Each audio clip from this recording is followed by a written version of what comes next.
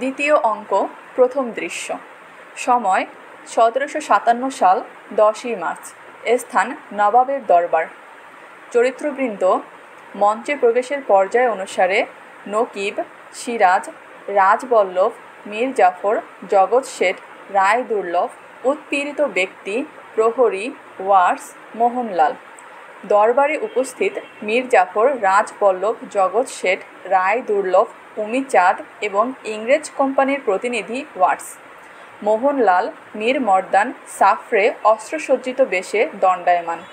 নকিবের কণ্ঠে দরবারে নবাবের আগমন ঘোষিত হল। নকিব: নবাব মনসুর উল মুলক সিরাজ উদ্দৌলা শাহকুলি খা মির্জা মোহাম্মদ হায়বত জঙ্গ বাহাদুর বা আদাব আগাহ বাশেদ। সবাই আসন ত্যাগ করে উঠে দাঁড়ালো। দৃঢ় পদক্ষেপে নবাব ঢুকলেন। সবাই নতশিরে শ্রদ্ধা জানালো। সিরাজ সিংহাসনে আসীন হয়ে: আজকের এই দরবারে আপনাদের বিশেষভাবে আমন্ত্রণ করা হয়েছে কয়েকটি জরুরি বিষয়ের মীমাংসার জন্যে। রাজবল্লভ: বেআদবি মাফ করবেন জাহাপনা, দরবারে এ পর্যন্ত তেমন কোনো জরুরি বিষয়ের মীমাংসা হয়নি, তাই আমরা তেমন। সিরাজ: গুরুতর কোনো বিষয়ের মীমাংসা হয়নি এই জন্যে যে গুরুতর কোনো সমস্যার মুখোমুখি হতে হবে এমন আশঙ্কা আমার ছিল না। আমার বিশ্বাস ছিল যে সিপাহসালার মীর জাফর, রাজা রাজবল্লভ, জগৎ শেঠ, রায় দুর্লভ তাদের দায়িত্ব সম্বন্ধে সজাগ থাকবেন। আমার পথ বিঘ্নসংকুল হয়ে উঠবে না। অন্তত নবাব আলীবর্দীর অনুরাগ ভাজনদের কাছ থেকে আমি তাই আশা করেছিলাম। মীর জাফর: জাহাপনা, কি আমাদের আচরণে সন্দেহ প্রকাশ করছেন? সিরাজ: আপনাদের বিরুদ্ধে অভিযোগ জানাবার কোনো বাসনা আমার নেই। আমার নালিশ আজ আমার নিজের বিরুদ্ধে। বিচারক আপনারা। বাংলার প্রজা সাধারণের সুখ স্বাচ্ছন্দ্য বিধান করতে পারিনি বলে আমি তাদের কাছে অপরাধী। আজ সেই অপরাধের জন্যে আপনাদের কাছে আমি বিচার প্রার্থী। জগৎ শেঠ: আপনার অপরাধ? সিরাজ: পরিহাস বলে মনে হচ্ছে শেঠজি? চেয়ে দেখুন এই লোকটার দিকে। ইঙ্গিত করার সঙ্গে সঙ্গে প্রহরী একজন হতশ্রী ব্যক্তিকে দরবারে হাজির করল। সে ডুকরে কেঁদে উঠল। রায় দুর্লভ: এ কি, এর এই অবস্থা কে করল? তরবারি নিষ্কাশন। সিরাজ: তরবারি কোষাবদ্ধ করুন রায় দুর্লভ। এর এই অবস্থার জন্যে দায়ী সিরাজের দুর্বল শাসন। উৎপীড়িত ব্যক্তি: আমাকে শেষ করে দিয়েছে হুজুর। মীর জাফর: আমরা যে কিছুই বুঝতে পারছি না জাহাপনা। উৎপীড়িত ব্যক্তি: লবণ বিক্রি করিনি বলে কুঠির সাহেবদের লোকজন আমার বাড়িঘর জ্বালিয়ে দিয়েছে। ক্রন্দন। সিরাজ সিংহাসনের হাতলে ঘুষি মেরে: কেঁদো না। শুকনো খটখটে গলায় বলো, আর কি হয়েছে? আমি দেখতে চাই আমার রাজত্বে হৃদয়হীন জালিমের বিরুদ্ধে অসহায় মজলুম কঠিনতর জালিম হয়ে উঠছে। উৎপীড়িত ব্যক্তি: লবণ বিক্রি করিনি বলে কুঠির সাহেবদের লোকজন আমার বাড়িঘর জ্বালিয়ে দিয়েছে। সন্ডা সন্ডা 5 জনে মিলে আমার পোয়াতি বউটাকে। ও হো হো, কান্না। আমি দেখতে চাইনি, কিন্তু চোখ বুঝলেই ওদের আর একজন আমার নখের ভেতরে খেজুর কাটা ফুটিয়েছে। আমার বউকে ওরা খুন করে ফেলেছে হুজুর। কান্নায় ভেঙে পড়ল। সিরাজ হঠাৎ আসন ত্যাগ করে ওয়ার্সের কাছে গিয়ে প্রবল কণ্ঠে: ওয়ার্স! ওয়ার্স ভয়ে বিবর্ণ: ইয়োর এক্সেলেন্সি। সিরাজ: আমার নিরীহ প্রজাতির এই দুরবস্থার জন্য কে দায়ী? Watts: how can I know that your excellency? Siraj: তুমি কি করে জানবে? তোমাদের অপকীর্তির কোনো খবর আমার কাছে পৌঁছায় না ভেবেছ? কুঠিয়াল ইংরেজরা এমনি করে দৈনিক কতগুলো নিরীহ প্রজার উপর অত্যাচার করে তার হিসেব দাও। ওয়ার্স: আপনি আমায় অপমান করছেন ইয়োর এক্সেলেন্সি। দেশের কোথায় কি হচ্ছে সেই কৈফিয়ত আমি দেব কি করে? আমি তো আপনার দরবারে কোম্পানির প্রতিনিধি। সিরাজ: তুমি প্রতিনিধি? ড্রেক এবং তোমার পরিচয় আমি জানি না ভেবেছ? দুশ্চরিত্রতা এবং উচ্ছৃঙ্খলতার জন্য দেশ থেকে নির্বাসিত না করে ভারতে বাণিজ্যের জন্যে তোমাদের পাঠানো হয়েছে। তাই এ দেশে বাণিজ্য করতে এসে দুর্নীতি এবং অনাচারের পথ তোমরা ত্যাগ করতে পারোনি। কৈফিয়ত দাও, আমার নিরীহ প্রজাদের ওপর এই জুলুম কেন? ওয়ার্ডস, আপনার প্রজাদের সঙ্গে আমার কি সম্পর্ক? আমরা ট্যাক্স দিয়ে শান্তিতে বাণিজ্য করি। সিরাজ, ট্যাক্স দিয়ে বাণিজ্য করো বলে আমার নিরীহ প্রজার ওপরে অত্যাচার করবার অধিকার তোমরা পাওনি। সমাবেত সকলকে উদ্দেশ্য করে, এই লোকটি লবণ প্রস্তুতকারক, লবণের ইজারাদার কুঠিয়াল ইংরেজ। স্থানীয় লোকদের তৈরি যাবতীয় লবণ তারা 3-4 আনা মণ করে পাইকারি হিসেবে কিনে নেয়। তারপর এখানে বসেই এখানকার লোকের কাছে সেই লবণ বিক্রি করে 2 টাকা 2.5 টাকা মণ দরে। মীর জাফর, এ তো ডাকাতি। সিরাজ, আপনাদের পরামর্শেই আমি কোম্পানিকে লবণের ইজারাদারি দিয়েছি। আপনারা আমাকে বুঝিয়েছিলেন রাজস্বের পরিমাণ বাড়লে দেশের অর্থনৈতিক মেরুদণ্ড মজবুত হয়ে উঠবে। কিন্তু এই কি তার প্রমাণ?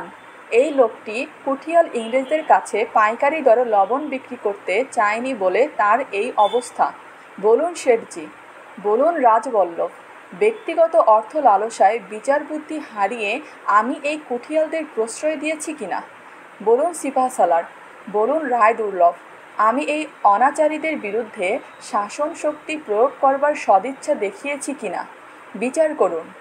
আপনাদের কাছে আজ আমি আমার অপরাধের বিচার প্রার্থী।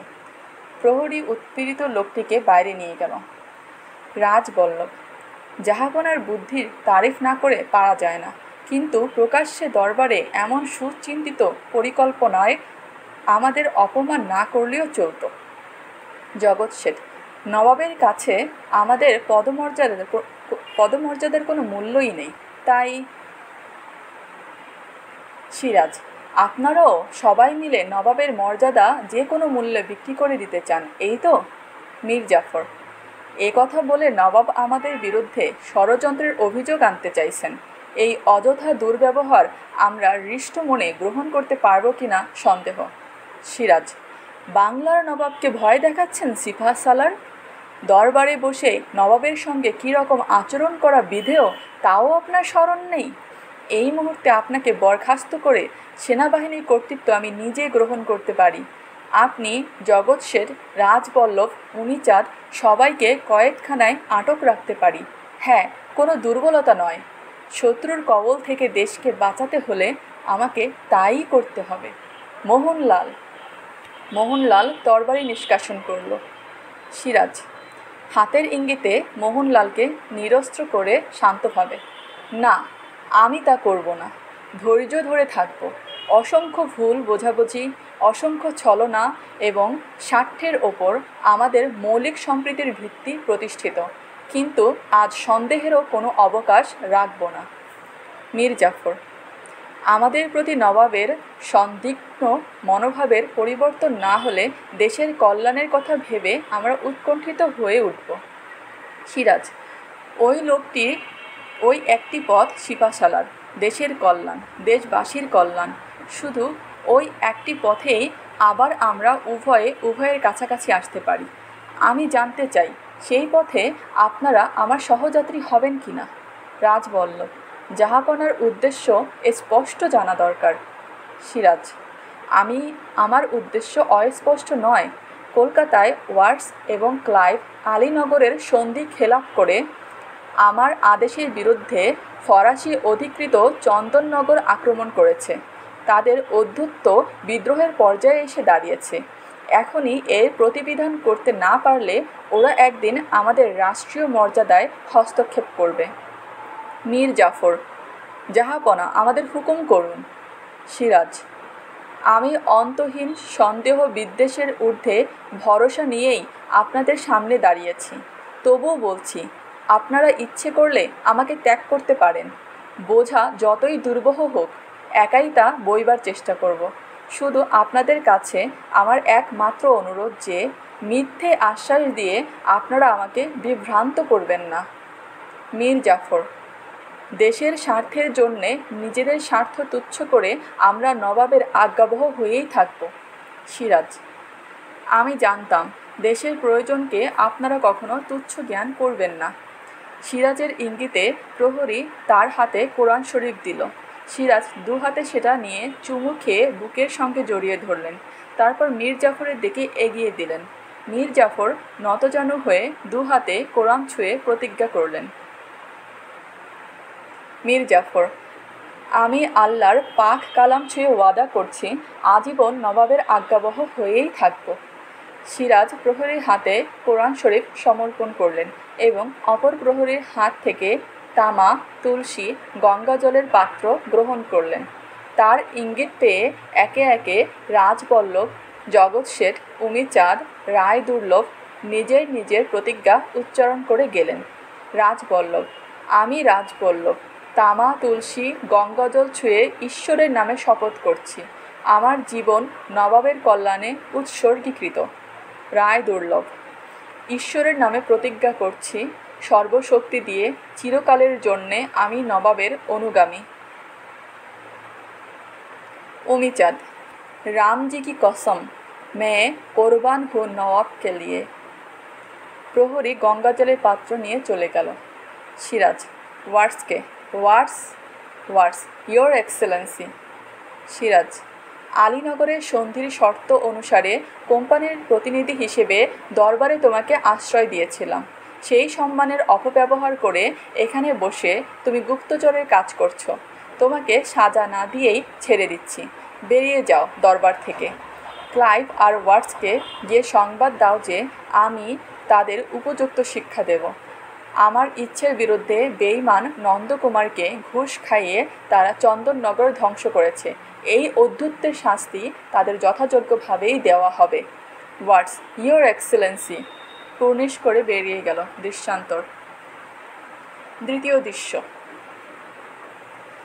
সময় 1757 সাল 19শে মে।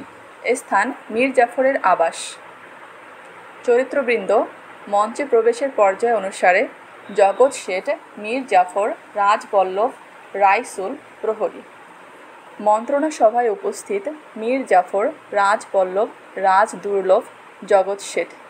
জগৎ শেঠ: সিপাহ সালার বড় বেশি হতাশ হয়েছেন। মীর জাফর: না শেঠজি, হতাশ হবার প্রশ্ন নয়, আমি নিস্তব্ধ হয়েছি। অগ্নিগিরির মতো প্রচণ্ড গর্জনে ফেটে পড়বার জন্যে তৈরি হচ্ছি। বুকের ভেতর আকাঙ্ক্ষা আর অধিকারের লাভা টকবক করে ফুটে উঠছে ঘৃণা আর বিদ্বেষের অসহ্য উত্তাপে। এবার আমি আঘাত হানবই। রাজবল্লভ: শুধু অপমান, প্রাণের আশঙ্কায় সে আমাদের আতঙ্কিত করে তোলেনি।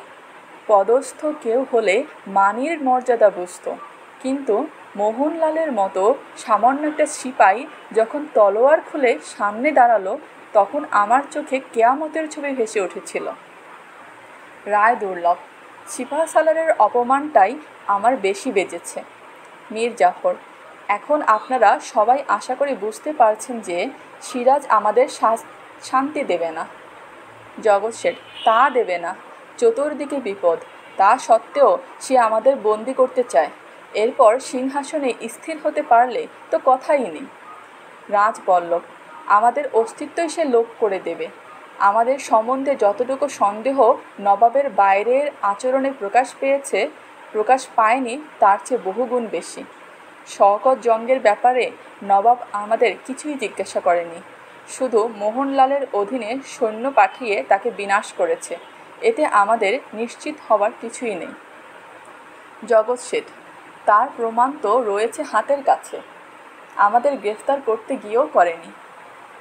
কিন্তু রাজা মানিকচাঁদকে তো ছাড়ল না, তাকে কয়েদখানায় যেতে হলো। শেষ পর্যন্ত 10 লক্ষ টাকা খেসারত দিয়ে তবে তার মুক্তি।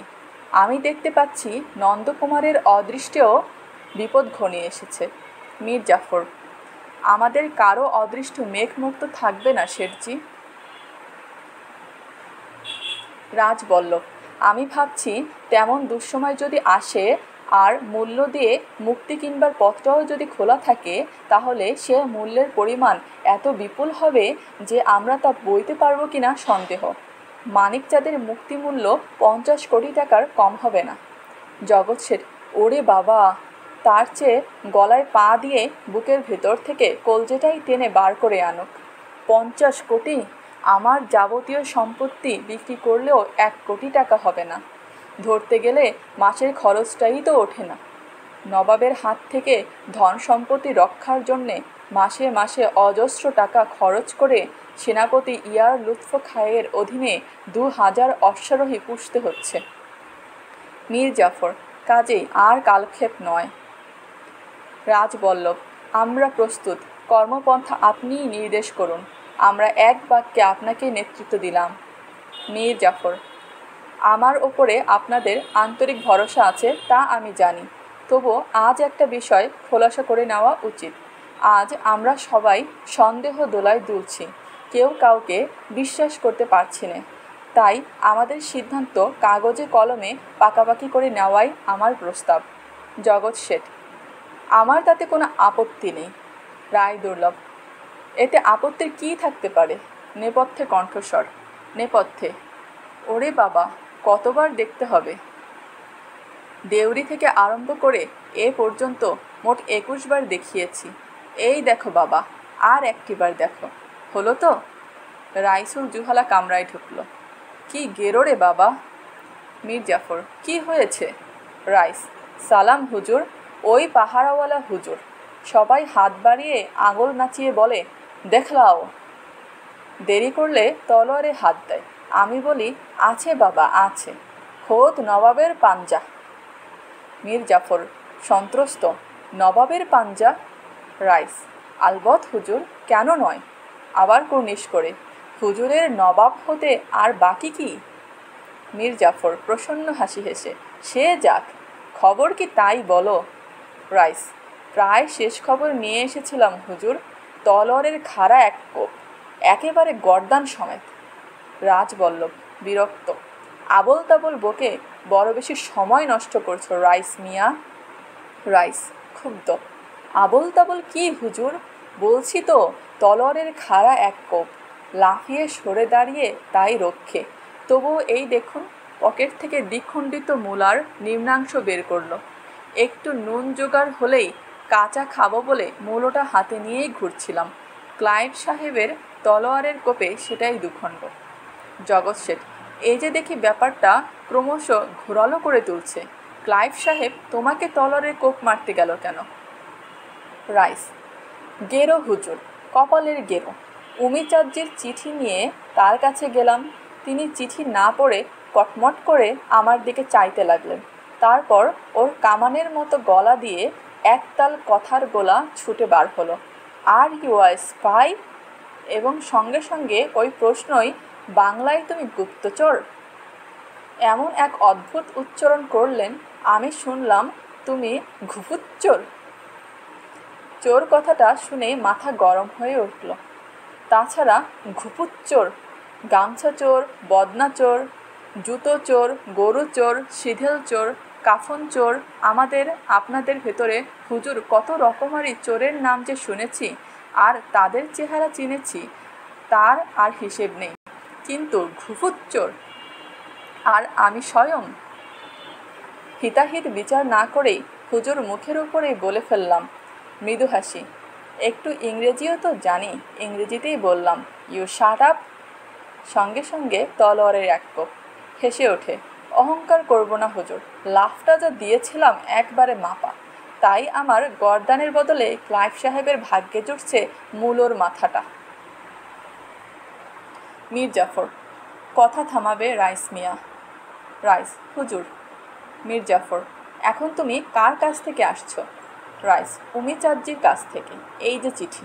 পত্র দিল। মীর জাফর পত্র পড়ে রাজবল্লভের দিকে এগিয়ে দিলেন। ক্লাইভ সাহেবের ওখানে কাকে দেখলে? রাইস: অনেকগুলো সাহেব মেম সাহেব হুজুর, ভূত ভূত চেহারা সব। মীর জাফর: কারো নাম জানো না? রাইস: সব তো বিদেশি নাম। এদেশি হলে পুরুষগুলোকে বলা যেত বেম্মদত্তি, জটাধারী, মামদো, পেঁচো, চোয়ালে পেঁচো, গলায় দরে, এক ঠেঙ্গে, কন্দকাটা ইত্যাদি। মেয়েগুলোকে বলতে পারতাম শাকচুন্নি, উল্কামুখী, আষ্টেপেটি, কানি পিশাচি, এইসব আর কি। জগৎ শেঠ: রাইস মিয়ার মুখে কথার খই ফুটছে। রাইস: রাত বেরাতে চলাফেরা করি, ভূত পেটনির সঙ্গেও যোগ রাখতে হয় হুজুর।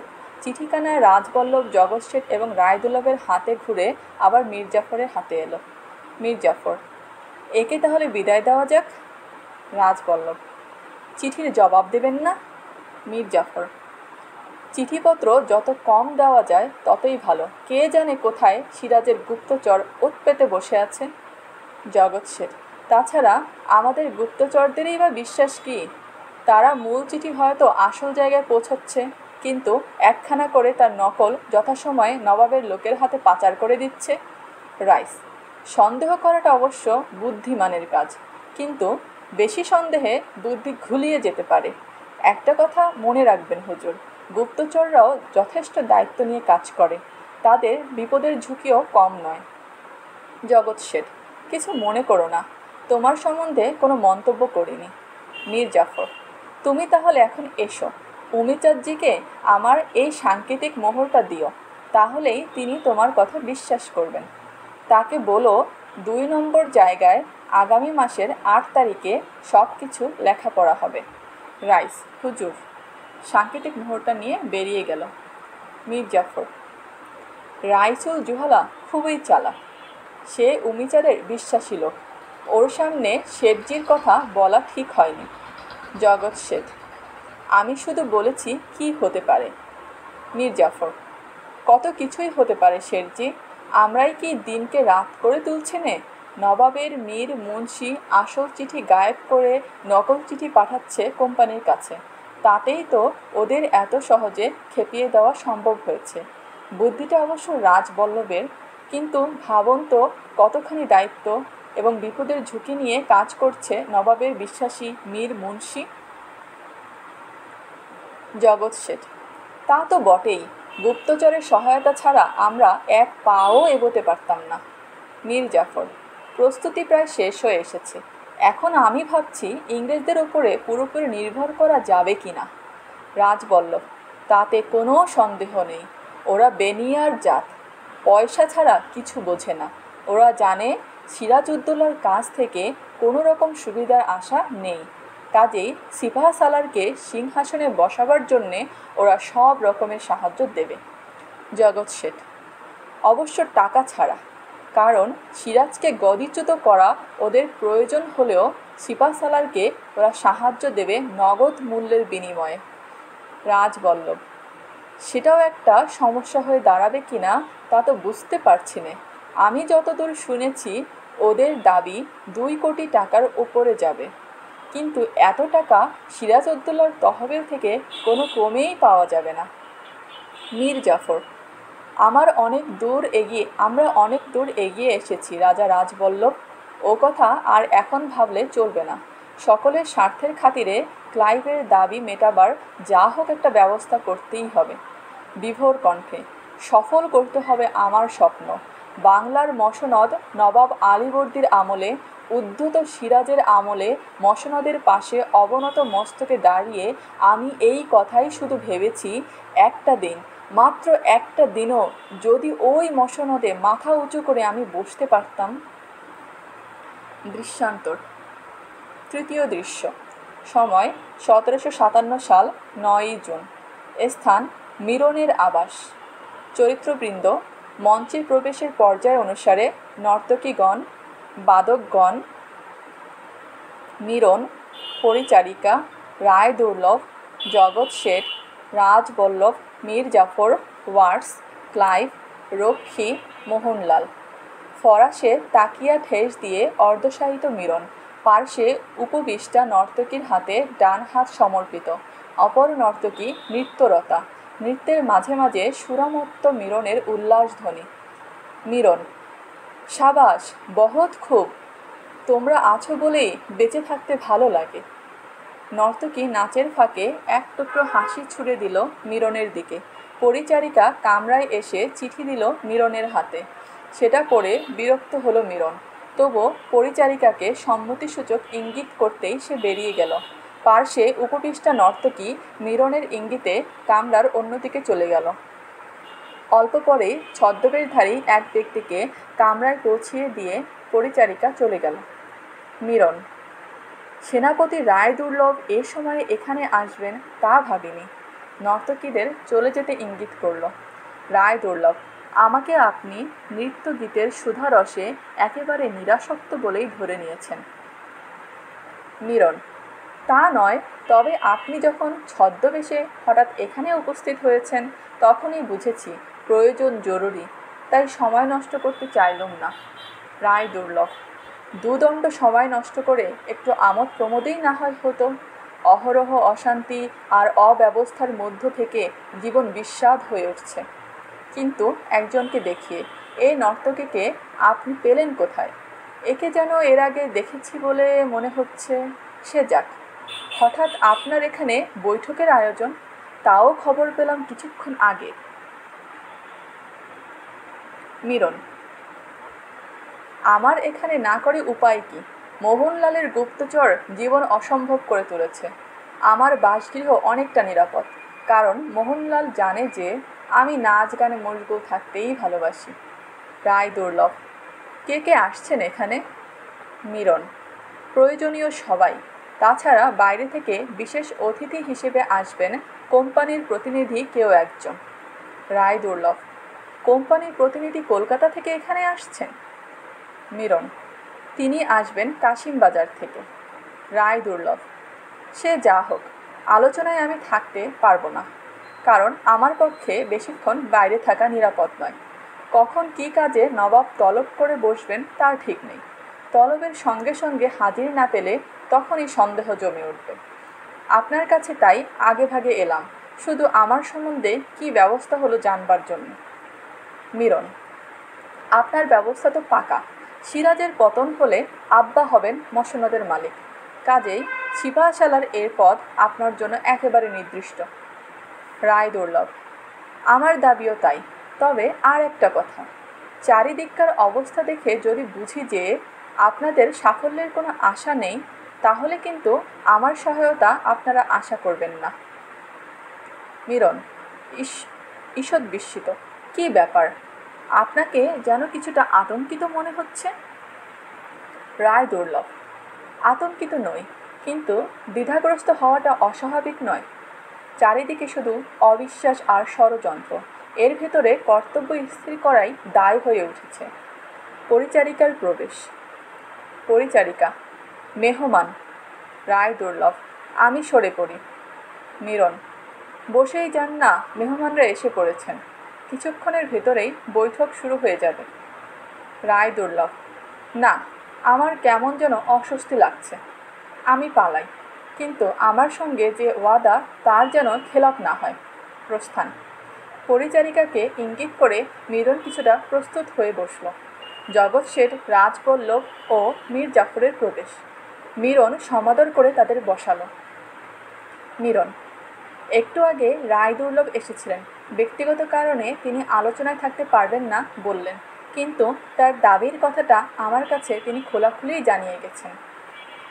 জগৎ শেঠ, তাকে প্রধান সেনাপতির পদ দিতে হবে, এই তো? রাজবল্লভ, সবাই উচ্চাভিলাষী, সবাই সুযোগ খুঁজছে, তা না হলে রায় দুর্লভ মাসে মাসে আমার কাছ থেকে যে বেতন পাচ্ছে তাতেই তার স্বর্গ হাতে পাবার কথা। মীর জাফর, ওসব কথা থাক রাজা, সবাই একজোটে কাজ করতে হবে, সকলের দাবি মানতে হবে। রায় দুর্লভ ক্ষুদ্র শক্তিধর, তার সাহায্যেই আমরা জিতব এমন কথা নয়, কিন্তু প্রয়োজনীয় মুহূর্তে নবাবের সঙ্গে তার বিশ্বাসঘাতকতার গুরুত্ব আছে বই কি। পরিচারিকার প্রবেশ। পরিচারিকা, জানানা সওয়ারি। সবাই একটু বিব্রত হয়ে পড়ল। মীর জাফর হঠাৎ পকেট থেকে কয়েক টুকরো কাগজ বের করে তাতে মন দিলেন। মীরন লজ্জিত, হঠাৎ আত্মসম্বরণ করে ধমকে উঠল। মীরন, ভাগো হিয়াসে, কমবক্ত। পরিচারিকার দ্রুত প্রস্থান। রাজবল্লভ ইঙ্গিতপূর্ণ হাসি হেসে, চট করে দেখে এসো, আত্মীয়রাই কেউ হবে হয়তো। সুযোগটুকুও পেয়ে মীরন তৎক্ষণাৎ বেরিয়ে গেল। অভাবিত পরিবেশ এড়াবার জন্য জগৎ শেঠ নতুন প্রসঙ্গের অবতারণা করলেন। জগৎ শেঠ, আজকের আলোচনায় উমিচাঁদ অনুপস্থিত, কিন্তু তাকে বাদ দিয়ে তো আর কোম্পানির সঙ্গে চুক্তি স্বাক্ষর সম্ভব নয়। মীর জাফর হঠাৎ যেন পরিবেশের খেই ধরতে পেরেছেন। আরে বাপরে, একেবারে কালকে উঠে? তার দাবিই তো সকলের আগে। তা না হলে দণ্ড না পেরোতেই সমস্ত খবর পৌঁছে যাবে নবাবের দরবারে। মনে হয় কলকাতায় বসেই সে চুক্তিতে স্বাক্ষর দেবে। দুজন মহিলাসহ উল্লসিত মীরন কামরায় ঢুকল। মীরন, এরাই জানানা সওয়ারি। রমণীর ছদ্মবেশ ত্যাগ করলেন ওয়াটস এবং ক্লাইভ। মীরন বেরিয়ে গেল। Watts, sorry to disappoint you gentleman, are you surprised? ইনি রবার্ট ক্লাইভ। মীর জাফর সসম্ভ্রমে উঠে দাঁড়িয়ে, colonel Clive! Clive, are you surprised? অবাক হলেন? মীর জাফর, অবাক হবারই কথা। এ সময় এভাবে এখানে আসা খুবই বিপজ্জনক। ক্লাইভ, বিপদ? কার বিপদ, জাফর আলী খান? আপনার না আমার? মীর জাফর, দুজনেরই, তবে আপনার কিছুটা বেশি। ক্লাইভ, আমার কোনো বিপদ নেই। তাছাড়া বিপদ ঘটাবে কে? জগৎ শেঠ, নবাবের গুপ্তচরের হাতে তো পড়নি। ক্লাইভ, নবাবকে আমার কোনো ভয় নেই, কারণ সে আমাদের কিছুই করতে পারবে না। রাজ বলল, কেন পারবে না? গাল ফুলিয়ে বড় বড় কথা বললেই সব হয়ে গেল নাকি? তুমি এখানে একা এসেছ, তোমাকে ধরে বস্তাবন্দি হুলো বেড়ালের মতো পানা পুকুরে 2-4টে চুবনি দিতে বাদশাহের ফরমান জোগাড় করতে হবে নাকি? Clive, I do not understand your হুলো business, but I'm sure Nawab can cause no harm to us. জগৎ শেঠ, ভগবানের দিব্যি কর্নেল সাহেব, তোমরা বড় বেহায়া। এই সেদিন কলকাতায় যা মার খেয়েছ, এখনও তার ব্যথা ভোলার কথা নয়। এরই ভেতরে। ক্লাইভ, দেখো শেঠজি, এক আধবার অমন হয়েই থাকে। তাছাড়া রবার্ট ক্লাইভের সঙ্গে এখনও যুদ্ধ হয়নি। যখন হবে তখন তোমরাই তার ফল দেখবে। রাজ বলল, সেটা দেখবার আগেই গলাবাজি করছো কেন? ক্লাইভ, এই জন্য যে নবাবের কোনো ক্ষমতা নেই, যার প্রধান সেনাপতি বিশ্বাসঘাতক, যার খাজাঞ্চি, দেওয়ান, আমির, ওমরা সবাই প্রতারক, তার কোনো ক্ষমতা থাকতে পারে না। তবে হ্যাঁ, আপনারা ইচ্ছে করলে আমাদের ক্ষতি করতে পারেন। রাজ বলল, আমরা? Clive, why not? আপনারা সব পারেন। আজ নবাবকে ডোবাচ্ছেন, কাল আমাদের পথে বসাবেন না, তাকে বিশ্বাস করা যায়? আমি বরং নবাবকে বিশ্বাস করতে পারি, কিন্তু মীর জাফর, এইসব কথার জন্যেই আমরা এখানে হাজির হয়েছি নাকি? Clive, sorry mister Jafar Ali Khan. হ্যাঁ, একটা কথা, জরুরি কথা আগেই সেরে নেওয়া যাক। উমিচাঁদ এই যুগের সেরা বিশ্বাসঘাতক। আমাদের প্ল্যানের কথা সে নবাবকে জানিয়ে দিয়েছে। কলকাতার অ্যাটাক এর কথা, তার যা ক্ষতি হয়েছিল, নবাব তা কম্পেনসেট করতে চেয়েছেন। স্কাউন্ড্রেলটা আবার এক নতুন অফার নিয়ে আমাদের কাছে এসেছে। মীর জাফর, আমি শুনেছি সে আরও 30 লক্ষ টাকা চায়। ক্লাইভ, এবং তাকে অত টাকা দেবার মতো পজিশন আমাদের নয়, থাকলেও আমরা তা দেব না। কেন দেব? Why? 30 lakhs of rupees is no joke. Raj বলল, কিন্তু উমিচাঁদ যেরকম ধড়িবাজ, তাতে সে হয়তো অন্যরকম কিছু ষড়যন্ত্র করতে পারে। আমাদের যাবতীয় গুপ্ত খবর তার জানা। ক্লাইভ, ডোন্ট ওয়ারি রাজা, উমিচাঁদ অনেক বুদ্ধি রাখে, but Clive is no less. আমি উমিচাঁদকে ঠকাবার ব্যবস্থা করেছি। মীর জাফর, কী রকম? ক্লাইভ, দুটো দলিল হবে। আসল দলিলে উমিচাঁদের কোনো রেফারেন্স থাকবে না। নকল দলিলে লেখা থাকবে যে নবাব হেরে গেলে কোম্পানি উমিচাঁদকে 30 লক্ষ টাকা দেবে। রাজ বলল, কিন্তু সে যদি কোনো রকমে একথা জানতে পারে? ক্লাইভ, আপনারা না জানালে জানবে না, আর জানলে কারো বুঝতে বাকি থাকবে না যে আপনারাই তা জানিয়েছিলেন। জগৎ শেঠ, আমাদের সম্বন্ধে আপনারা নিশ্চিত থাকতে পারেন। মীর জাফর, দলিল সই করবে কে? ক্লাইভ, কমিটির সকলেই করেছেন।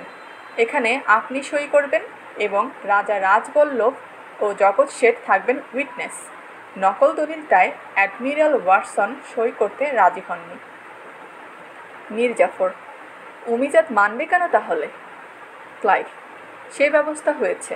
ওয়াটসনের সই জাল করে দিয়েছেন লুসিংটন। জগৎ শেঠ: তাহলে আর দেরি কেন? আমাদের আবার এক জায়গায় বেশিক্ষণ থাকা নিরাপদ নয়। ক্লাইভ: অফকোর্স, দলিল দুটোই তৈরি আছে, শুধু সই হয়ে গেলেই কাজ মিটে যায়। দলিলের কপি মীর জাফরের দিকে এগিয়ে দিল। মীর জাফর: একটু পড়ে দেখব না? ক্লাইভ: ড্রাফট তো আগেই পড়েছেন। রাজবল্লভ: তাহলেও একবার পড়ে দেখা দরকার। Clive: if you want to go ahead. পড়ে দেখুন উমিচাঁদের মতো আপনাদেরও ঠকানো হয়েছে কিনা। দলিলটা রাজবল্লভের দিকে এগিয়ে দিয়ে: নিন রাজা, আপনিই পড়ুন। রাজবল্লভ পড়তে পড়তে: যুদ্ধে সিরাজউদ্দৌলার পতন হলে কোম্পানি পাবেন 1 কোটি টাকা। কলকাতার বাসিন্দারা ক্ষতিপূরণ বাবদ পাবেন 70 লক্ষ টাকা। ক্লাইভ সাহেব পাবেন 10 লক্ষ টাকা। অ্যাডমিরাল ওয়াটসন পাবেন। মীর জাফর: এগুলো দেখে আর লাভ কি? রাজবল্লভ: এখন আর কিছু লাভ নেই, কিন্তু ভাবছি নবাবের তহবিল দুবার করে লুট করলেও 3 কোটি টাকা পাওয়া যাবে কিনা। মীর জাফর: বড় দেরি হয়ে যাচ্ছে, আসুন দস্তখত দিয়ে কাজ শেষ করে ফেলি। রাজবল্লভ: এই দলিল অনুসারে সিপাহসালার শুধু মসনদে বসবেন, কিন্তু রাজ্য চালাবেন কোম্পানি। ক্লাইভ বিরক্ত: you are thinking like a fool. আমরা কেন রাজ্য চালাবো? আমরা শুধু ব্যবসা বাণিজ্য করবার প্রিভিলেজটুকু সিকিউর করে নিচ্ছি, তা আমাদের করতেই হবে। জগৎ শেঠ: আপনাদের স্বার্থ রক্ষা করুন, কিন্তু দেশের শাসন ক্ষমতায় আপনারা হাত দেবেন, এ তো ভালো কথা নয়। ক্লাইভ রীতিমতো ক্রুদ্ধ: then what you are going to do about it? দলিল দুটো তাহলে ফিরিয়ে নিয়ে যাই, আপনাদের শর্তাদি জানিয়ে দেবেন, সেইভাবে আবার একটা খসড়া তৈরি করা যাবে। মীর জাফর: না না, সে কি কথা! এমনিতেই বাজারে নানা রকম গুজব ছড়িয়ে পড়েছে। কোন দিন সিরাজউদ্দৌলা সবাইকে গারদে পুড়ে দেবে তার ঠিক নেই। দিন, আমি দলিল সই করে দিই। শুভ কাজে অযথা বিলম্ব করা বুদ্ধিমানের কাজ নয়। রাজবল্লভের হাত থেকে দলিল নিয়ে সই করতে বসল, কিন্তু একটু ইতস্তত করে। মীর জাফর: বুকের ভেতর হঠাৎ যেন কেঁপে উঠল। বাইরে কোথাও মরা কান্না শুনতে পাচ্ছেন শেঠজি? আমি যেন শুনলাম। ক্লাইভ উচ্চ হাসি: বিদ্রোহী সেনাপতি, অথচ সো কাওয়ার্ড। রাজবল্লভ: নানা প্রকারের দুশ্চিন্তায় আপনার শরীর মন দুর্বল হয়ে পড়েছে, ও কিছু নয়। মীর জাফর: তাই হয়তো। কলম নিয়ে স্বাক্ষর দিতে গিয়ে আবার ইতস্তত করল। মীর জাফর: কিন্তু রাজবল্লভ যেমন বললেন, সবাই মিলে সত্যিই আমরা বাংলাকে বিক্রি করে দিচ্ছি না তো? Clive: oh, what nonsense! আমি জানতাম হাওয়ার্ডদের ওপর কোনো কাজের জন্যই ভরসা করা যায় না, তাই বিপদের ঝুঁকি নিয়ে দলিল সই করাতে নিজেই এসেছি। একা ওয়ার্ডসকে পাঠিয়ে নিশ্চিত থাকতে পারিনি। এখন দেখছি আমার অনুমান অক্ষরে অক্ষরে সত্যি। মীর জাফরকে: আরে, বাংলা আপনাদেরই থাকবে, রাজা হয়ে আমরা কি করব? আমরা চাই টাকা, আপনাদের কোনো ভয় নেই। You are sacrificing the nawab and not the country.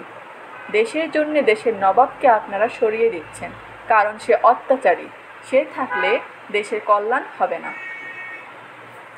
Mir Zafar: আপনি ঠিক বলেছেন, আমরা নবাবকে সরিয়ে দিচ্ছি, সে আমাদের সম্মান দেয় না। দলিলে সই করল, নেপথ্যে করুণ সঙ্গীত চলতে থাকবে। জগৎ শেঠ এবং রাজবল্লভও সই করল। Clive: that's all right. দলিল ভাঁজ করতে করতে: আমরা এমন কিছু করলাম যা ইতিহাস হবে। We have done a great thing, a great thing. Clive এবং ওয়ার্স আবার নারীর ছদ্মবেশ নিল, তারপর সবাই বেরিয়ে গেল। অন্য দিক দিয়ে মিরনের প্রবেশ। মিরন: হা হা হা, আর দেরি নেই। হাততালি দিতেই পরিচারিকার প্রবেশ। আগামীকাল যুদ্ধ।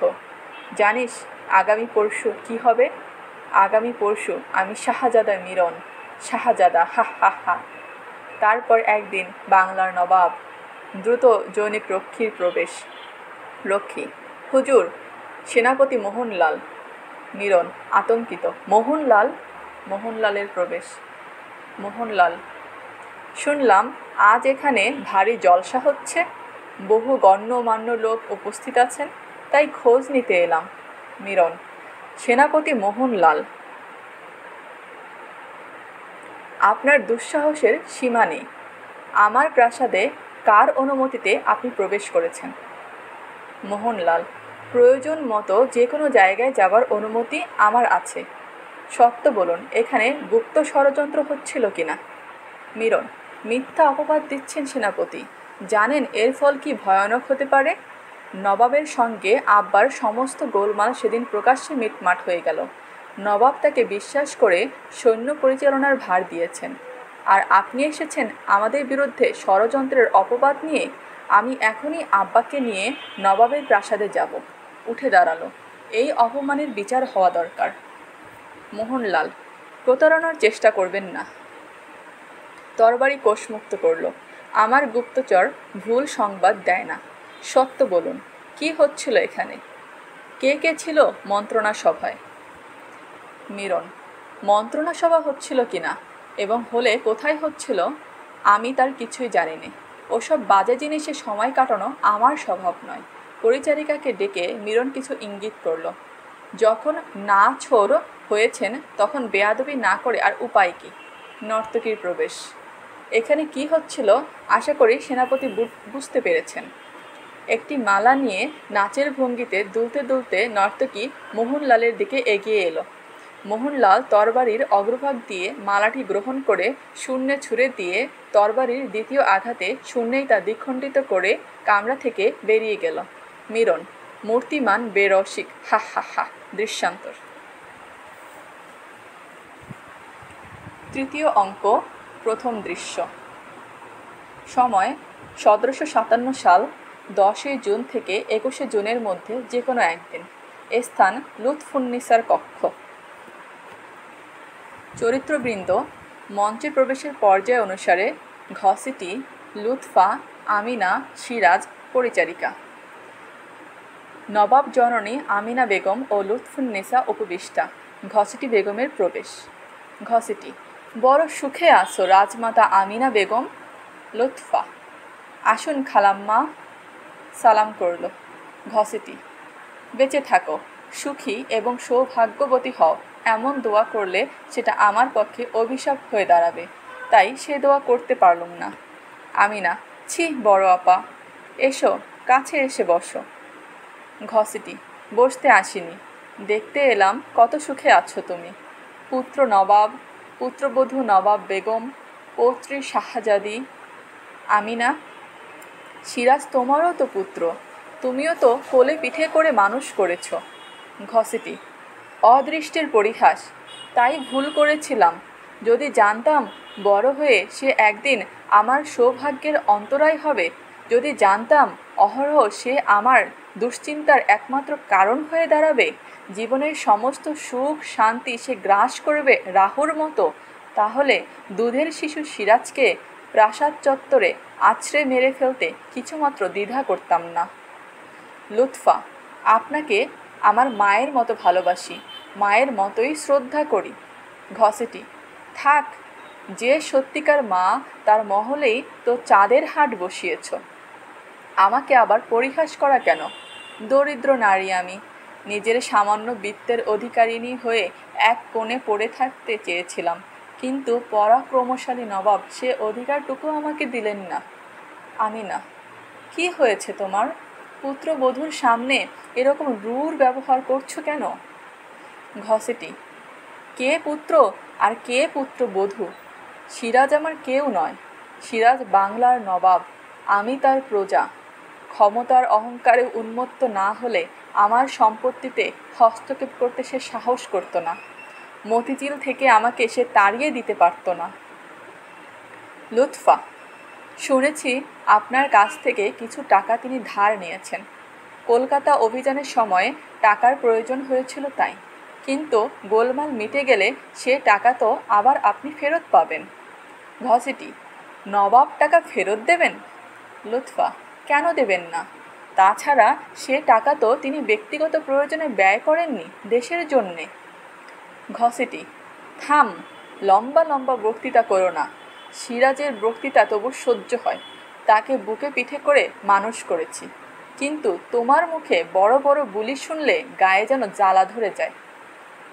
আমিনা: সিরাজ তোমার কোনো ক্ষতি করেনি বড় আপা।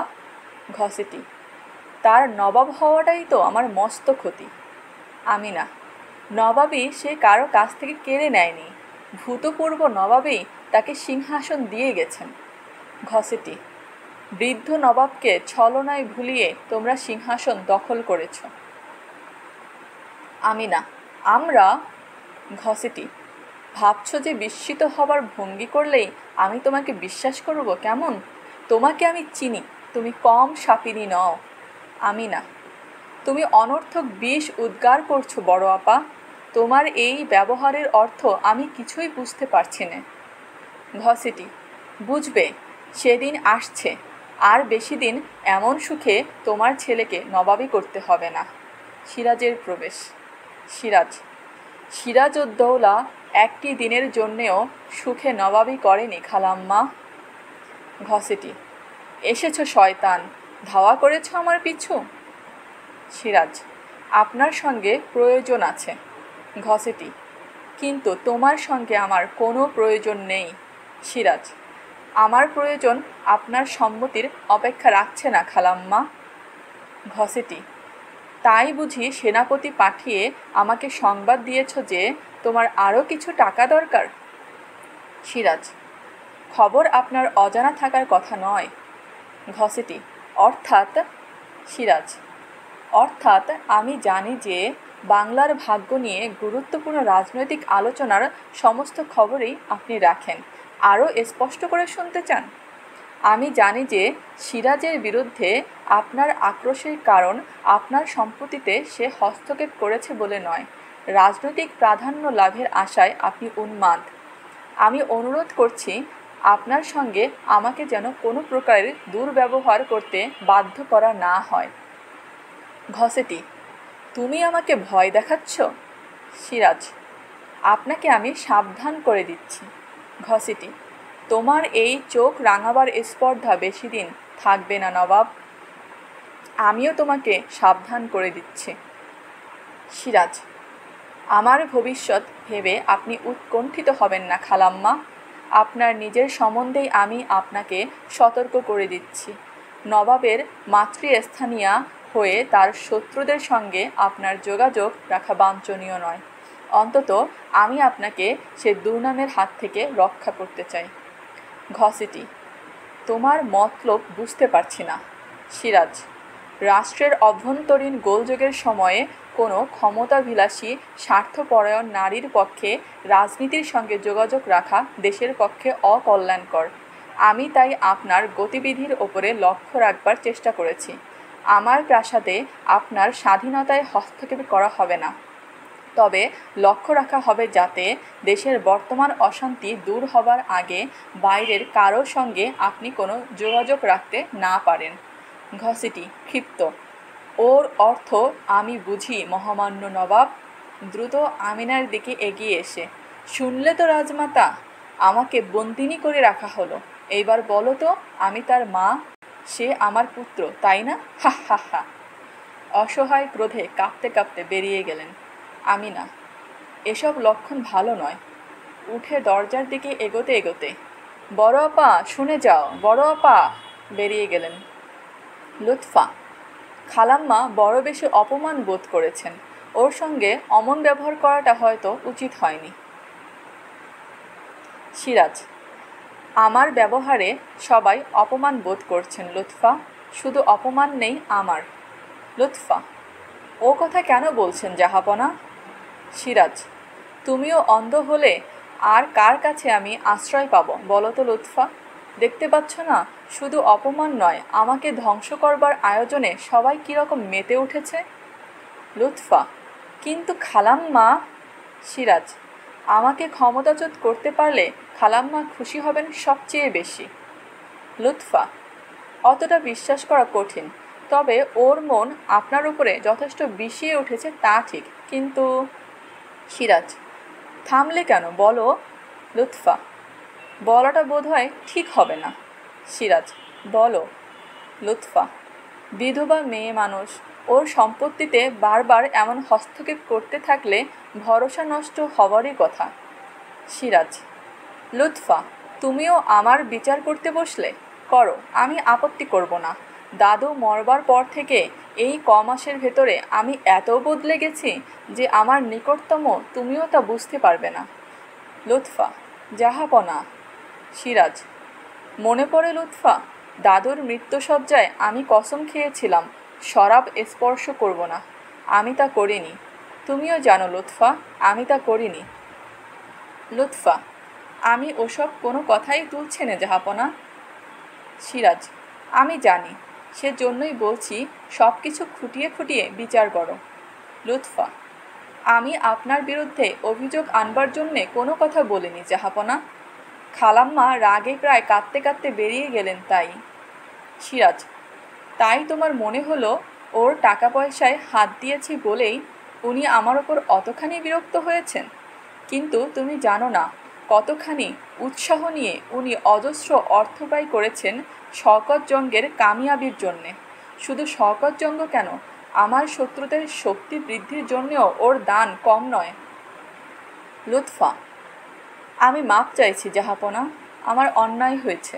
সিরাজ: লুৎফা: এত দেয়াল কেন বলো তো? লুৎফা: দেয়াল? কোথায় দেয়াল জাহাপনা? সিরাজ: আমার চারপাশে লুৎফা, আমার সারা অস্তিত্ব জুড়ে কেবল যেন দেয়ালের ভিড়। উজির অমাত্য সেনাপতিদের এবং আমার মাঝখানে দেয়াল। দেশের নিশ্চিত শাসন ব্যবস্থা এবং আমার মাঝখানে দেয়াল। খালাম্মা আর আমার মাঝখানে, আমার চিন্তা আর কাজের মাঝখানে, আমার স্বপ্ন আর বাস্তবের মাঝখানে, আমার অদৃষ্ট আর কল্যাণের মাঝখানে শুধু দেয়াল আর দেয়াল। লুৎফা: জাহাপনা।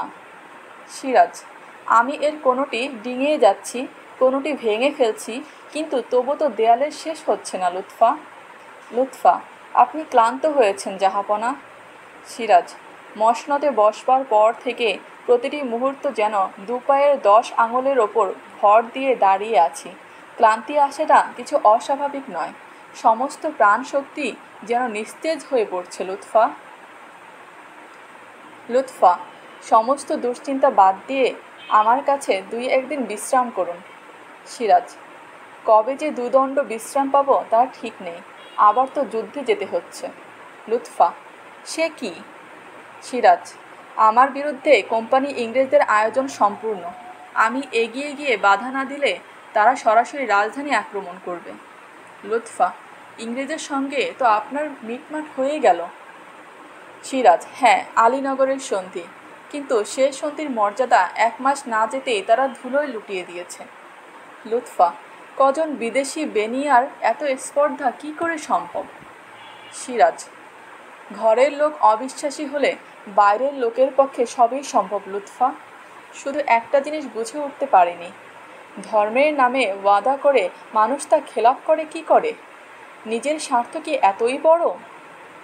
লুৎফা: কোনো প্রতিকার করতে পারেননি জাহাপনা? সিরাজ: পারিনি, চেয়েছি, চেষ্টাও করেছি, কিন্তু শেষ পর্যন্ত ভরসা পাইনি। রাজবল্লভ জগৎ শেঠকে কায়েদ করলে, মীর জাফরকে ফাঁসি দিলে হয়তো প্রতিকার হতো, কিন্তু সেনাবাহিনী তা বরদাস্ত করত কি না কে জানে। লুৎফা: থাক ওসব কথা, আজ আপনি বিশ্রাম করুন। সিরাজ: আর কাল সকালেই দেশের পথে ঘাটে লোকের মুখে মুখে ছড়িয়ে পড়বে যুদ্ধের আয়োজন ফেলে রেখে হারেমের কয়েকশো বেগমের সঙ্গে নবাবের উদ্দাম রাসলীলার কাহিনী। লুৎফা: মহলে বেগমের তো সত্যিই কোনো অভাব নেই। সিরাজ: ঠাট্টা করছো লুৎফা? তুমি তো জানোই মরহুম শওকত জঙ্গের বিশাল হারেম বাধ্য হয়েই আমাকে প্রতিপালন করতে হচ্ছে। লুৎফা: সে যাক, আজ আপনার বিশ্রাম, শুধু আমার কাছে থাকবেন আপনি, শুধু আমরা দুজন। সিরাজ: অনেক সময় সত্যিই তা ভেবেছি লুৎফা, তোমার খুব কাছাকাছি বহুদিন আসতে পারিনি। আমাদের মাঝখানে একটি রাজত্বের দেয়াল। মাঝে মাঝে ভেবেছি এই বাধা যদি দূর হয়ে যেত, নিশ্চিত সাধারণ গৃহস্থের ছোট্ট সাজানো সংসার আমরা পেতাম। পরিচারিকার প্রবেশ। পরিচারিকা: বেগম সাহেবা। লুৎফা তার দিকে এগিয়ে আসতে আসতে: জাহাপনা এখন বিশ্রাম করছেন, যাও। পরিচারিকা: সেনাপতি মোহনলালের কাছ থেকে খবর এসেছে। পেছোতে লাগলো। লুৎফা: না। সিরাজ এগিয়ে আসতে আসতে: মোহনলালের জরুরি খবরটা শুনতেই দাও লুৎফা। লুৎফা সিরাজের গতিরোধ করল। লুৎফা আবেগজড়িত কণ্ঠে, না। সিরাজ থামল ক্ষণকালের জন্য। লুৎফার দিকে মেলে রাখা নীরব দৃষ্টি ধীরে ধীরে স্নেহসিক্ত হয়ে উঠল, কিন্তু পর মুহূর্তে লুৎফার প্রসারিত বাহু ধীরে ধীরে সরিয়ে দিয়ে বের হয়ে গেল। লুৎফা চেয়ে রইল সিরাজের চলে যাওয়ার পথের দিকে। 2 ফোঁটা অশ্রু গড়িয়ে পড়ল ওর 2 গাল বেয়ে। দৃশ্যান্তর। তৃতীয় দৃশ্য। সময় 1757 সাল 22শে জুন। স্থান পলাশীতে সিরাজের শিবির। চরিত্রবৃন্দ। মঞ্চে প্রবেশের পর্যায় অনুসারে সিরাজ, মোহনলাল, মীর মর্দান, প্রহরী, বন্দি কমর। গভীর রাত্রি। শিবিরের ভেতরে নবাব চিন্তাগ্রস্তভাবে পায়চারি করছেন। দূর থেকে শৃগালের প্রহর ঘোষণার শব্দ ভেসে আসবে। সিরাজ। দ্বিতীয় প্রহর অতিক্রান্ত হলো। শুধু ঘুম নেই শেয়াল আর সিরাজউদ্দৌলার চোখে। আবার নীরব পায়চারি। ভেবে আমি অবাক হয়ে যাই। মোহনলালের প্রবেশ। কুর্নিশ করে দাঁড়াতেই সিরাজ। সত্যি অবাক হয়ে যায় মোহনলাল। ইংরেজ সভ্যজাতি বলেই শুনেছি, তারা শৃঙ্খলা জানে, শাসন মেনে চলে, কিন্তু এখানে ইংরেজরা যা করছে সে তো স্পষ্ট রাজদ্রোহ। একটি দেশের শাসন ব্যবস্থার বিরুদ্ধে তারা অস্ত্র ধরেছে। আশ্চর্য। মোহনলাল, জাহাপনা। সিরাজ। হ্যাঁ বলো মোহনলাল, কী খবর? মোহনলাল। ইংরেজ পক্ষে মোট সৈন্য 3000-এর বেশি হবে না। অবশ্য তারা অস্ত্রচালনায় সুশিক্ষিত। নবাবের পক্ষে সৈন্য সংখ্যা 50,000-এর বেশি। ছোট বড় মিলিয়ে ওদের কামান হবে গোটা 10। আমাদের কামান 50টার বেশি। সিরাজ। এখন প্রশ্ন হলো, আমাদের সব সিপাই লড়বে কিনা এবং সব কামান থেকে গোলা ছুটবে কিনা? মোহনলাল, জাহাপনা। সিরাজ। এমন আশঙ্কা কেন করছি তাই জানতে চাইছো তো? মীর জাফর রায়দুর্লভ ইয়ার লুৎফ খাঁ নিজের সেনাবাহিনী নিয়ে যুদ্ধক্ষেত্রে উপস্থিত হয়েছে, কিন্তু আমার বিশ্বাস করতে প্রবৃত্তি হয় না যে ওরা ইংরেজের বিরুদ্ধে লড়বে। মোহনলাল। সিপাহসালারের আরও একখানা গোপন চিঠি ধরা পড়েছে। নবাবের হাতে পত্রদান। নবাব সেটা পড়ে হাতের মুঠোয় মুচড়ে ফেললেন। সিরাজ। বেঈমান। মোহনলাল। ক্লাইভের আরও 3খানা চিঠি ধরা পড়েছে। সে সিপাহসালারের জবাবের জন্য পাগল হয়ে উঠেছে মনে হয়। সিরাজ। সাংঘাতিক লোক এই ক্লাইভ। মতলব হাসিল করার জন্য যে কোনো অবস্থার ভেতর ঝাঁপিয়ে পড়ে। ওর কাছে সব কিছুই যেন বড় রকমের জুয়ো খেলা। মীর মর্দানের প্রবেশ। যথারীতি কুর্নিশ করে একদিকে দাঁড়ালো। সিরাজ। বলো মীর মর্দান। মীর মর্দান। ইংরেজ সৈন্য লক্ষভাগে আশ্রয় নিয়েছে। ক্লাইভ এবং তার সেনাপতিরা উঠেছে গঙ্গা তীরের ছোট বাড়িটায়, এখান থেকে প্রায় 1 ক্রোশ দূরে। সিরাজ। তোমাদের ফৌজ সাজাবার আয়োজন শেষ হয়েছে তো? মীর মর্দান একটা প্রকাণ্ড নকশা নবাবের সামনে মেলে ধরে। আমরা সব গুছিয়ে ফেলেছি। নকশা দেখাতে দেখাতে। আপনার ছাউনির সামনে গড়বন্দি হয়েছে। ছাউনির সামনে মোহনলাল, সাফরে আর আমি। আরও ডান দিকে গঙ্গার ধারে ওই ঢিবিটার ওপরে একদল পদাতিক আমার জামাই বদ্রি আলী খাঁর অধীনে যুদ্ধ করবে। তাদের ডান পাশের গঙ্গার দিকে একটু এগিয়ে নৌবে সিং হাজারির বাহিনী। বাঁ দিক দিয়ে লক্ষবাগ পর্যন্ত অর্ধচন্দ্রাকারে সেনাবাহিনী সাজিয়েছেন সিপাহসালার, রায়দুর্লভ রাম আর ইয়ার লুৎফ খাঁ। সিরাজ। নকশার কাছ থেকে সরে এসে একটু পায়চারি করলেন। কত বড় শক্তি, তবু কত তুচ্ছ মীর মর্দান। মীর মর্দান। জাহাপনা। সিরাজ। আমি কি দেখছি জানো? কেমন যেন অঙ্কের হিসেবে ওদের সুবিধের পাল্লা ভারী হয়ে উঠেছে। মীর মর্দান। ইংরেজদের ঘায়েল করতে সেনাপতি মোহনলাল, সাফরে আর আমার বাহিনী যথেষ্ট। সিরাজ। ঠিক তা নয় মীর মর্দান। আমি জানি তোমাদের বাহিনীতে 5000 ঘোড়সওয়ার আর 8000 পদাতিক সেনা রয়েছে। তারা জান দিয়ে লড়বে। কিন্তু সমস্ত অবস্থাটা কি দাঁড়াচ্ছে এসো তোমাদের সঙ্গে আলোচনা করি। মোহনলাল। জাহাপনা। সিরাজ। মীর জাফরের বাহিনী সাজিয়েছে দূরে লক্ষভাগের অর্ধেকটা ঘিরে। যুদ্ধে তোমরা হাঁটতে থাকলে ওরা 2 কদম এগিয়ে ক্লাইভের সঙ্গে মিলবে বিনা বাধায়, যেন নিশ্চিন্তে আত্মীয় বাড়ি যাচ্ছে। মীর মর্দান। কিন্তু আমরা হারবো কেন?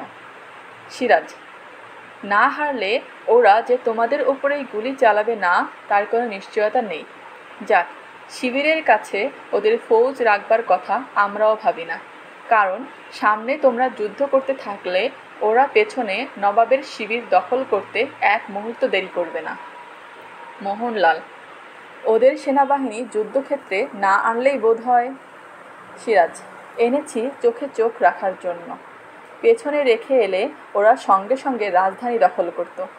মীর মর্দান, এত চিন্তিত হবার কারণ নেই জাহাপনা, আমাদের প্রাণ থাকতে নবাবের কোনো ক্ষতি হবে না। সিরাজ, আমি জানি, তাই আরও বেশি ভরসা হারিয়ে ফেলছি। তোমাদের প্রাণ বিপন্ন হবে অথচ স্বাধীনতা রক্ষা হবে না, এই চিন্তাটাই আজ বেশি করে পীড়া দিচ্ছে।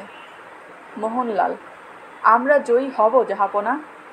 সিরাজ, পরাজিত হবে। আমিই কি তা ভাবছি?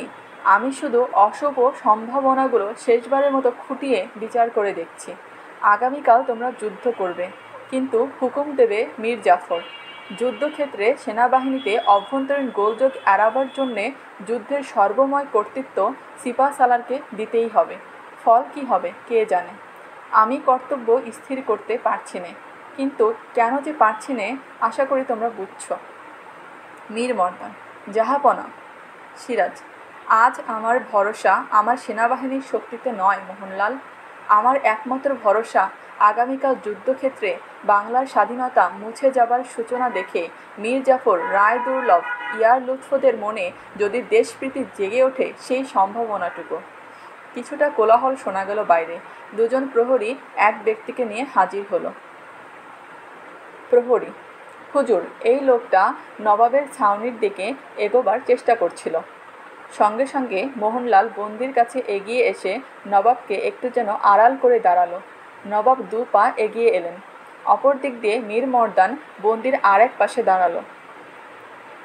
বন্দি শকাতর ক্রন্দনে, আমি পলাশী গ্রামের লোক হুজুর, রৌশনী দেখতে এখানে এসেছি। মোহনলাল প্রহরীকে, তল্লাশি করো। প্রহরী তল্লাশি করে কিছুই পেল না, কিন্তু একে সাধারণ গ্রামবাসী বলে মনে হচ্ছে না জাহাপনা। মীর মর্দান প্রহরীকে, বাইরে নিয়ে যাও, কথা আদায় করো। হঠাৎ দেখি দেখি, এ তো কমর বেগ জমাদার। মীর জাফরের গুপ্তচর উমর বেগের ভাই, এও গুপ্তচর? কমর সহসা মাটিতে লুটিয়ে পড়ে, জাহাপনার কাছে বিচারের জন্য এসেছি, আমাকে আসতে দেয় না, তাই চুরি করে হুজুরের কদম মোবারকে ফরিয়াদ জানাতে আসছিলাম। সিরাজ কাছে এগিয়ে এসে, কি হয়েছে তোমার? কমর, আমার ভাইকে সেনাপতি মোহনলালের হুকুমে খুন করা হয়েছে হুজুর। সিরাজ, মোহনলাল? মোহনলাল গুপ্তচর উমর বেগ জমাদার হাতে নাতে ধরা পড়েছিল জাহাপনা। ক্লাইভের চিঠি ছিল তার কাছে। প্রহরীদের হাতে ধরা পড়বার পর সে পালাবার চেষ্টা করে, ফলে প্রহরীদের তলোয়ারের ঘায়ে সে মারা পড়েছে। সিরাজ অবিশ্বাসের দৃষ্টিতে মোহনলালের দিকে এক দৃষ্টে চেয়ে রইলেন। মোহনলাল যেন দোষ ঢাকবার চেষ্টায়, সে চিঠি জাহাপনার কাছে আগেই দাখিল করা হয়েছে। সিরাজ মোহনলালের দিক থেকে দৃষ্টি ফিরিয়ে একটু পায়চারি করে চিন্তিতভাবে, কথায় কথায় মৃত্যুবিধান করাটাই শাসকের সবচাইতে যোগ্যতার পরিচয় কিনা সে বিষয়ে আমি নিঃসন্দেহ নই মোহনলাল। কমর, জাহাপনা মেহেরবান। সিরাজ প্রহরীদের, একে নিয়ে যাও, কাল যুদ্ধ শেষ হবার পর একে মুক্তি দেবে। কমর রুদ্ধস্বরে, এই কি জাহাপনার বিচার? সিরাজ, আমি জানি এখানে এই অবস্থায় শুধু ফরিয়াদ জানাতেই আসবে এতটা নির্বোধ তুমি নও। কঠোর স্বরে প্রহরীদের, নিয়ে যাও। বন্দিকে নিয়ে প্রহরীদের প্রস্থান, শ্রীকালের প্রহর ঘোষণা। সিরাজ, তোমরা এখন যেতে পারো। আজ রাতে তোমাদের কিছুটা বিশ্রামের প্রয়োজন। রাত প্রায় শেষ হয়ে এলো। মোহনলাল ও মীর মর্দান বেরিয়ে গেল। সিরাজ পায়চারি করতে লাগলেন। সোরাহি থেকে পানি ঢেলে খেলেন। কোথায় একটা প্যাঁচা ডেকে উঠল। সিরাজ উৎকর্ণ হয়ে তা শুনলেন। কি যেন ভেবে রেহেলে রাখা কোরআন শরীফের কাছে গিয়ে জায়নামাজে বসলেন। কোরআন শরীফ তুলে ওষ্ঠে ঠেকিয়ে রেহেলের ওপর রেখে পড়তে লাগলেন। দূর থেকে আজানের ধ্বনি ভেসে এলো। সিরাজ কোরআন শরীফ মুড়ে রাখলেন। আসসালাতু খায়রুম মিনান নাওম। এরপর মোনাজাত করলেন, আস্তে আস্তে পাখির ডাক জেগে উঠতে লাগলো। হঠাৎ সুতীব্র তুর্যনাদ স্তব্ধতা ভেঙে খান খান করে দিল। দৃশ্যান্তর।